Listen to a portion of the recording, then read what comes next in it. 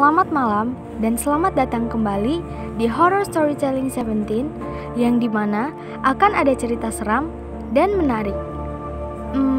Kira-kira cerita siapa ya yang akan kita bacakan kali ini?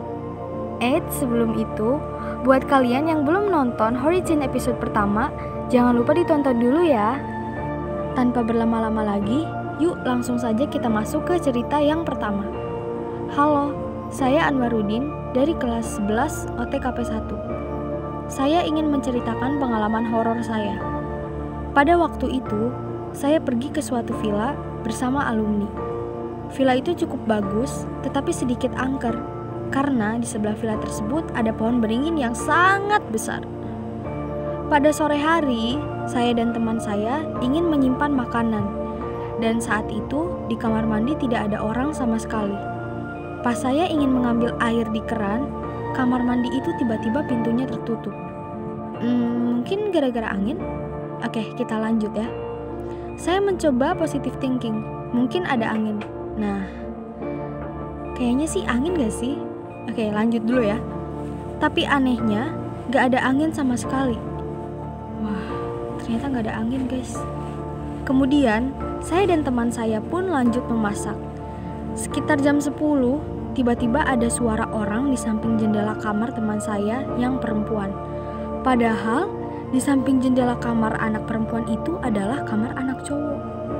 Wah, kok bisa ya? Dan kamar yang cewek itu samping-sampingan, tetapi tidak terdengar suara sama sekali. Ini adalah puncak horor yang saya alami. Mau percaya atau tidak apa-apa. Setelah yang tadi itu, saya dan yang lainnya tidur di teras karena di kasur sudah penuh. Pas waktu nengok ke bawah kamar mandi, saya melihat ada kepala jatuh, dan di saat itu saya benar-benar merasa ketakutan. Wah, kepala jatuh. Soalnya saya sendirian yang bangun pada malam itu. Wah, ini baru cerita pertama, tapi udah cukup serem juga ya, karena tiba-tiba ada kepala jatuh dari kamar mandi. Yang tadinya pintu kamar mandinya terbuka, jadi tertutup. Dikirain gara-gara angin, ternyata bukan. Gimana nih guys, udah cukup serem belum? Kalau belum, yuk kita next ke cerita yang kedua. Halo kak, ini adalah pengalaman horor yang pernah saya alami. Jadi, waktu itu saya pulang kampung bersama keluarga saya. Terus pas waktu malam-malam, saya sekeluarga kumpul di teras rumah. Tiba-tiba mati lampu. Kami semua yang sedang berbincang-bincang kaget karena biasanya jarang mati lampu. Paman saya langsung menyalakan lilin. Sementara yang lain ada yang mengambil kipas karena kegerahan. Oh, maksudnya kipas mungkin kipas yang di kipas itu ya, bukan kipas listrik ya guys. Oke, kita lanjut. Keadaan tiba-tiba menjadi sunyi. Kami semua berhenti berbincang-bincang dan kini menunggu lampu nyala. Namun, lampu tak kunjung nyala. Sangat lama sekali. Biasanya, kalaupun mati lampu, itu tidak lama. Lalu, saya mendengar suara jeritan dan suara tertawa seorang wanita yang sangat kencang sekali. Wah, kira-kira suara apa tuh? Saya yang sedang duduk tiba-tiba refleks dan kaget. Saya langsung bersender di tembok. Namun anehnya, keluarga saya tidak ada yang mendengar suara itu.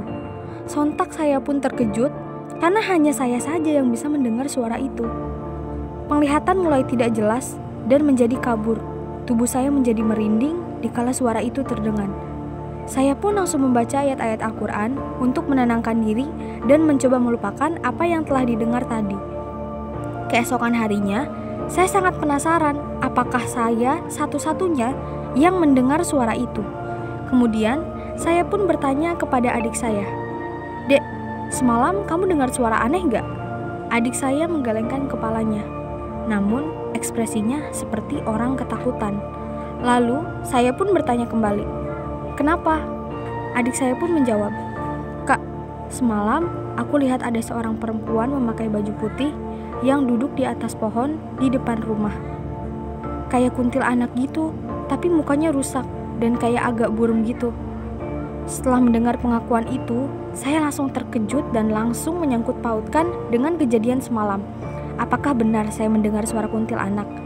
Adik saya melihat kuntilanak, tetapi tidak mendengar suaranya.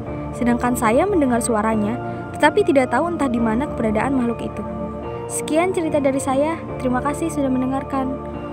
Wah, serem juga ya. Tiba-tiba ada suara, tapi tidak terlihat. Itu makhluk apa? Oke, kita lanjut ke cerita terakhir. Gimana nih? Sampai sekarang udah serem belum nih? Apa kalian udah ketakutan atau kalian merasa sesuatu? Oke, kita next ya. Halo Kak, aku mau cerita tentang pengalaman seram aku nih. Jadi waktu itu aku lagi sakit dan dirawat di salah satu rumah sakit. Kebetulan aku dirawat di kamar yang hanya muat untuk 2 orang saja. Pas waktu malam hari sekitar pukul 12, aku ngeliat sesuatu. Posisinya aku lagi sendirian di ruangan itu karena kasur pasien di sebelah itu masih kosong. Aku melihat ada sesuatu yang bergerak menuju kamar mandi sambil loncat-loncat. Wah, sambil loncat-loncat. Apakah itu pocong?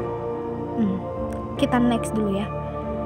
Jelas banget aku ngelihat ada pocong yang menuju ke arah kamar mandi itu.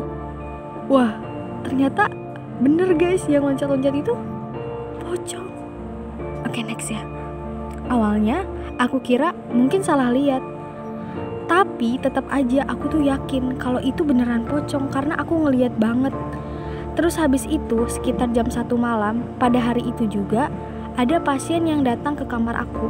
Aku ngerasa beruntung banget karena yang tadinya hanya sendirian sekarang ada temen.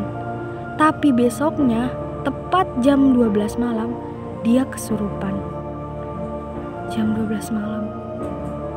Entah kenapa momen-momen kayak gini selalu tengah malam. Aku kurang tahu juga dia kesurupan setan apa. Tapi yang jelas aku langsung inget sama kejadian kemarin pasca aku lagi ngeliat pocong itu. Sekian cerita horor yang pernah aku alami. Wah, apakah mungkin teman yang ada di kamarnya itu kesurupan pocong itu? Atau mungkin itu hanya sebuah kebetulan? Kita tidak ada yang tahu. Wah guys, gimana nih perasaan kalian setelah mendengar cerita Horicin di episode kali ini? Gak kalah seram sama episode sebelumnya bukan? Buat kalian yang punya pengalaman horor juga, jangan sungkan-sungkan untuk ceritain ke kita ya. Bisa langsung DM melalui Instagram kita di @osismpk17. Wah, gak kerasa nih, episode kali ini udah selesai. Ingat ya guys, bahwa kita hidup berdampingan dengan mereka. Walaupun mereka tidak terlihat, tetapi mereka itu ada. Dan yang terpenting, kita harus saling menghargai. Sekian episode Horicin kali ini, sampai jumpa di episode selanjutnya. Bye!